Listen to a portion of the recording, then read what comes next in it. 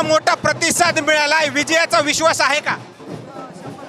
जनतेचा तर 100% विश्वास आहे। फक्त परळीची ही जनता जी आहे त्या परळीची दुरावस्था झालेली आहे, त्या जनतेचा विकास करण्यासाठी हा लढा घेतलेला आहे। जनतेचा पूर्ण माझ्या मिस्टरावर विश्वास आहे, माझा जनतेवर विश्वास आहे।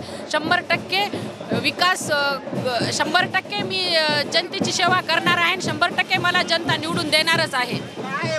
मंत्री पंकजा मुंडे, माजी मंत्री धनंजय मुंडे तुमच्या विरोधामध्ये आहेत, त्यांचा उमेदवार मात्र काय विजयाचा कशा पद्धतीमध्ये विश्वास?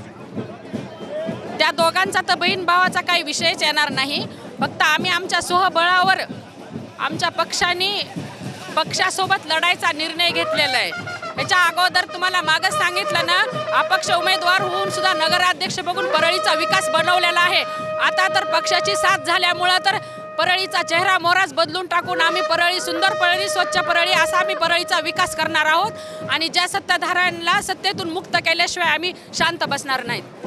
या ठिकाणी पाहिलं गेले तर संध्याताई देशमुख आणि ही अभूतपूर्व रॅली जी आहे ती आपण या सूर्यधनु चॅनलच्या माध्यमातून पाहतोय। मात्र आता राजकीय वातावरण जे आहे ते परळीमधलं मोठ्या प्रमाणामध्ये तापलंय।